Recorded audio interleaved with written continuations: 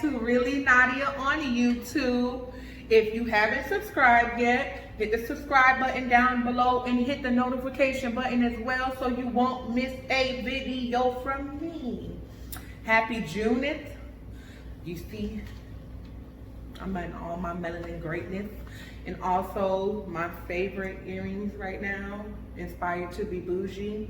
I can't wait for my other stuff to come in because I'm a ham. Also, you know I am wearing lipid now on my lips. Like, what else would I wear? And I'm currently wearing Baby Cocoa, the matte liquid lipstick, and I coated it with my favorite gloss. Y'all already know what it is. Slightly Naked. Both, by the time this video go up, will be available on the website. So shop below, click the link in the description, and get into it. Well, as you can see, this video is Entrepreneur Life Part 2. So, like I said, I don't know all the answers, but I will be giving you what I've learned throughout my journey and what I learned through research and simply being educated on what I'm talking about. So this video is going to be talking about pricing, how to price your products when you're selling them. Those are for people who sell e-commerce, and you know my notes are coming from Bay in my head in my Rihanna book. So if I look down or reference the book, that's because notes I took to give you guys ideas. Again, I don't have all the answers. These are just ideas and ways to figure it out if you don't know, especially if you have yet to start and you don't know where to start. This right here is the video for you. Like, this is gonna give you, unless I'm gonna give you a few minutes to get your notebook or get your notes open in your cell phone. Okay, I gave y'all enough time. So this is again Entrepreneur Life Part 2. Okay, deciding inventory prices to sell. First, it depends on what it costs to either make or get the product, depending on what you're selling. I will use me for example. For my lip gloss tubes, the signature wand tubes, they're two separate prices. But I also know that shipping from China is high. And then also, I don't get them plain, I get them private label, which means I get my logo put on because I just prefer the more professional look and I know the direction that I want my business to go on later on. So I'm investing now. So, and also I feel like with certain investing in private labeling and branding, it allows you to set your price at what it is because of your presentation and if the quality is good. But it allows you to set your price and it lets the person know that, okay, damn, she put or he put some money into this. I don't expect them to sell it for $2, $3. You get what I'm saying? So when you put the money behind you, if you can, it's no rush, move at your own pace. It allows you to set at the price that you feel like you deserve and your product deserves, and that's just what it is. So for example, if my tubes were, these are just random numbers. If the tube is 25 cents a piece, and their minimum quantity order, period, that's before I even private label, the minimum quantity order is $50. You calculate that, and then they say, okay, for 50 tubes, the shipping is, let's say, another $25. So you add that all up.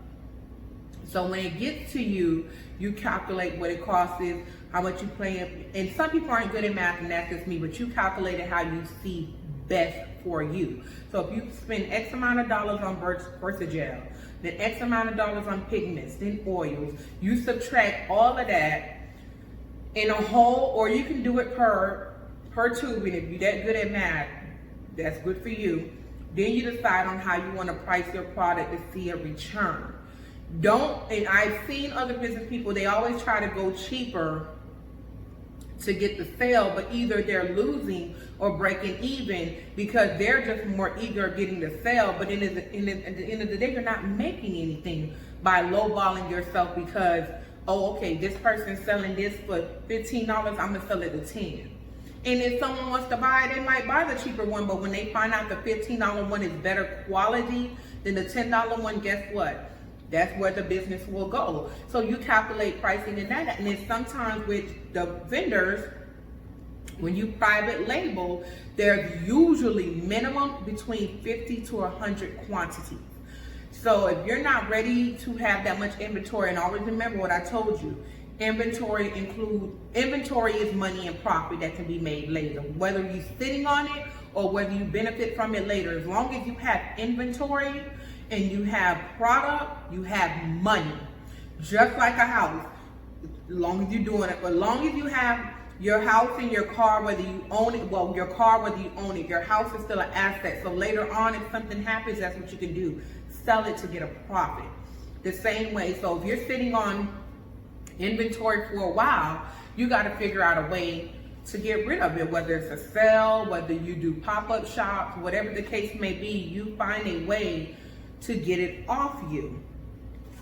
Then also you can calculate if you're going to implement shipping, or are you going to include shipping in your prices. That also allows you a way to sell it. So if you're going to include shipping in your prices, you include it in a way that you make a profit so that when you ship the product to the consumer, you're not losing. Or you can do another method, which I tell people sometimes, if they spend X amount of dollars, whether it's $40 or $50 or $100, that's free shipping. And I think that's fair because they don't have to come and spend $100. So if they spend $100 and the shipping is, let's say right now, flat rate shipping is $8.40 or $9, what it is for you to spend $9? When they just subtract that, that's still $91 profit. So you can include it that way. And also, you could have calculated shipping at the end when they do checkout. Or you can have flat rate shipping if you know the ounces or the weight that the product will go. Or if you're using USPS flat rate shipping, padded envelope boxes, those allow a flat rate no matter how much the product weighs, and it can fit. You get it for that flat rate and it ships to them. International shipping is different. Of course, I don't expect anybody to cover international shipping because it starts off at $15. And that's with USPS. I don't even know. And I'm assuming with UPS, FedEx, and DHL is higher. So if you offer international shipping, you have to start that off at least $15. But when you, again, back to when you're pricing, you decide if you're paying for the shipping or if the consumer is paying for the shipping. And that's how you will be able to calculate how much you decide to ship the product for. If you have a shipping scale at home and you know that if you have these 3 products, and when you weigh them with the envelope or however you're shipping it, or the padded envelope or the poly mailer, and it's this X amount of money, you put that at the end so they know, okay, Nadia already pre-calculated, if I get these 3 products and with the shipping, it will cost this amount, whatever, and go there. Also, you gotta calculate if you make products. Like me with the hair growth, I make them. In my lip glosses as well, I make both of them. So I gotta calculate production costs. What it costs me to get certain oils, certain shea butters, certain conditioner base or shampoo base or Versacell or whatever product, I have to calculate that as well. Some people don't get it in depth and some people do. But eventually later down the line, when you do become a corporation, because I believe in you, sis, I believe in you, bro, it's gonna come, or you either decide to allow investors and go public, those are all questions they're gonna ask.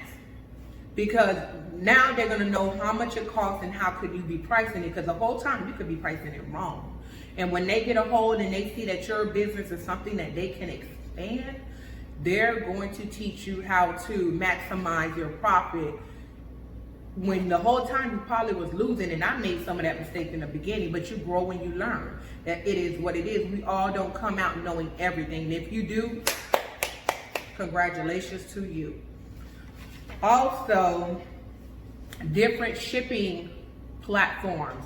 Some of the most popular ones will be UPS, FedEx, DHL, ShipStation, Shippo, Sendel, Easy Ship, Sellbrite, and everyone's favorite Shopify Shipping.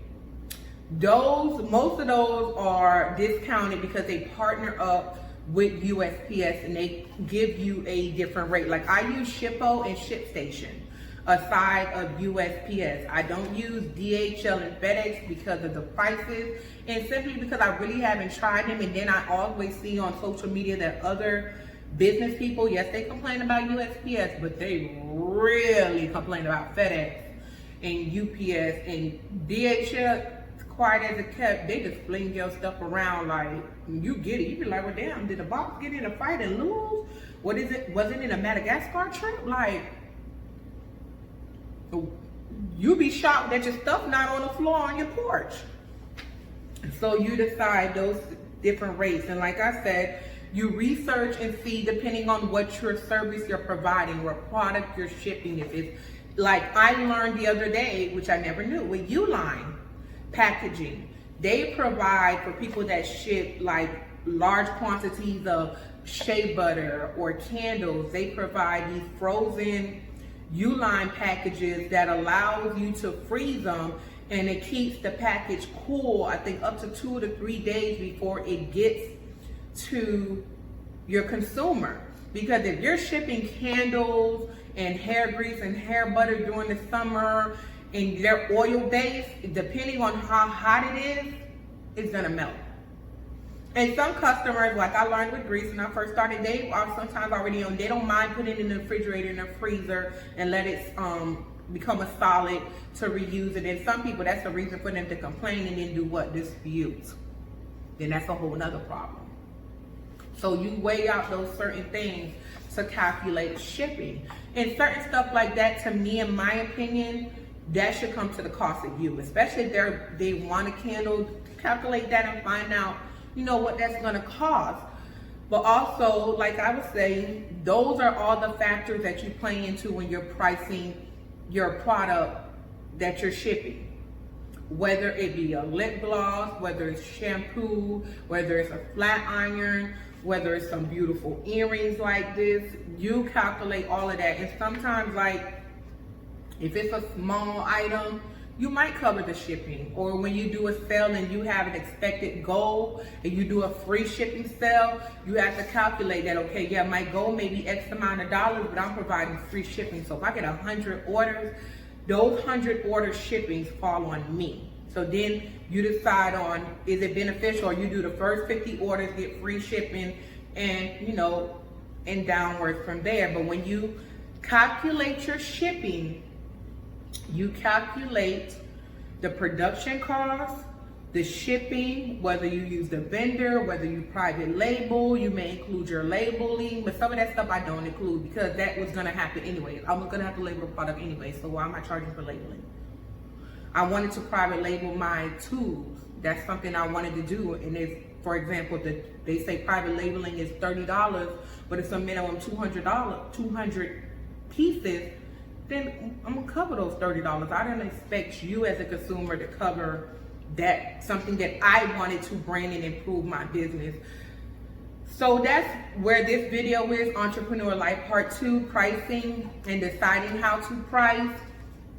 And also, like, let me give you a few little tips that I may find helpful when you're selling a product. That's just my example. You don't have to use it, but this is what I tell some of my business friends when they call me and be like, Nadia, let me pick your brain.